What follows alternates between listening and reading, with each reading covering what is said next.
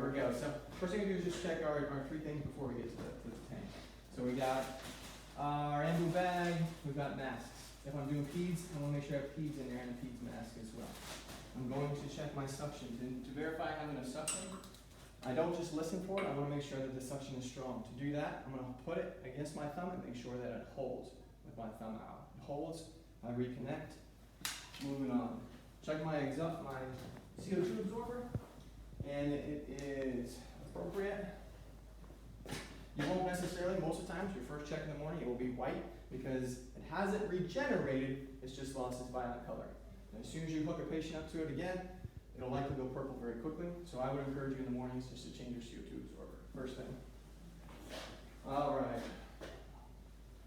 We're going to go ahead and check our pipeline pressure, but we're going to check it again after we rehook it up, and it says 50 to 55. I'll disconnect it.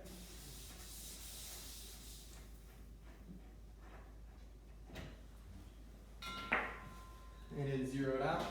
I'm going to open my O2. I open it slowly. I'm going to go ahead and close it. So I close it almost immediately. I check to make sure my pressure is there. I've got 1800. So we're good there. I'm going to bleed it off. So that's now bled off. So before I rehook up my oxygen, I want to check a couple things. We're going to do our check of the low pressure system, because if I turn the machine on, I will get flow through the system and I won't get the bulb to stay deflated. Disconnect.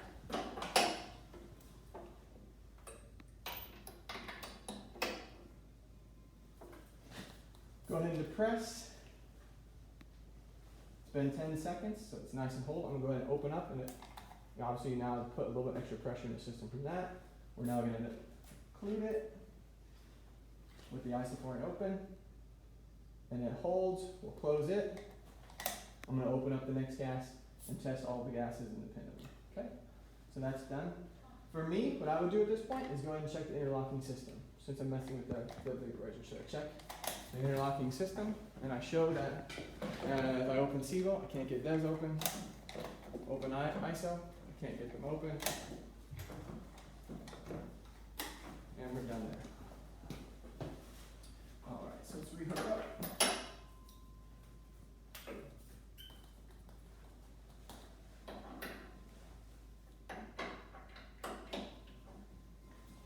Okay, so we'll turn on our machine now.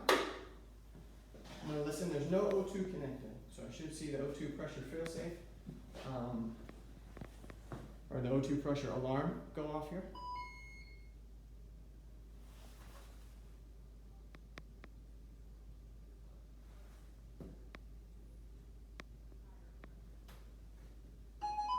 There it is, O2 supply low.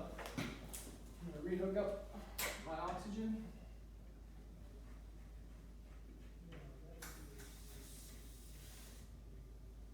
Come back, check, make sure we're at 50 to 55, and we are. So we're at 50 to 55. So I'll go ahead and continue on with my low pressure check. So what we had done when the machine was off is we did our bowl check. Well, also part of the low pressure system is our flow meters. So I'm going to check those. I'm going to increase my nitrous oxide all the way up to the top. As this goes up, as it reaches a certain amount, it will start rising the oxygen. Of course, we don't have nitrous oxide working. So we'll close it all the way. We're going to take them all the way up to the top, all the way up to the bottom. Make sure that it rises and falls smoothly. Most commonplace for you have a pressure in your low pressure system is in your throat tube, which are glass. Going to increase my O2 all the way to the top. It goes all the way up. I'm going to go ahead and increase my nitrous oxide with it. I'm going to test our Link 25 system in the Datex Omega. As I lower my oxygen, my nitrous comes down. Close that. Okay. Let's move on to the O2 sensor. So we're going to calibrate that, disconnect it, keeping it away from where O2 will be flowing from. I calibrate. It'll calibrate to 21% room air. I replace it. I then hit my O2 flush valve. That 21% will rise above 90%. let's go ahead and check the breathing system. So I'm gonna take and create a lung. Flip our ventilator on. A little flow. The intention here is to make sure we're getting tidal volumes that I've set. The ventilator is working appropriately. It may take a few breaths for it to get to the appropriate tidal volume, but it should hold from then on. While it's waiting to get to the appropriate tidal volume, I'm going to look at the inspiratory and expiratory valves to make sure they're not sticking. Okay, we'll watch our tidal volumes now. 680, 690, holding nice and consistent. So I'm going to check to make sure we can check our negative system since that popped off. It should show me that we have no pressure in the system, that we are now apneic. You'll see that the bellows fall, so this is an ascending bellows. There's your apnea. There's our pressure loss. We're going to put pressure back in the system, and we'll check our high pressure.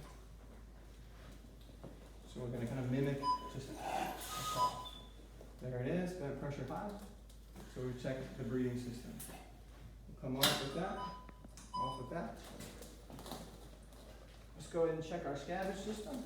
This is a passive scavenge system. Not an active, but if it was active, you want to check for negative pressure. So we've got all our flows off. I'm checking to make sure that our Borden gauge is zeroed out. It's now 0. I'm going to depress it to make sure that we don't go negative. If we have an active section or active scavenge, we do, and it's not going negative, of course. Next, we're going to check to make sure that it pops off appropriately. So I'm going to occlude the Y piece, hit our O2 flush valve, and it should stay less than 10. This machine goes just slightly over at about 12. But it is working appropriately.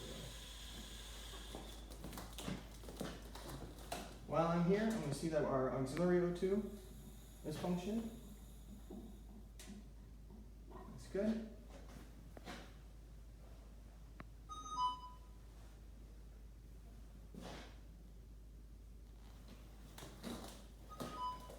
Just kind of going and running through my head to make sure that I've tested all the systems that I want to. So I know that I need to do my high pressure check yet, so I'll go ahead and do that.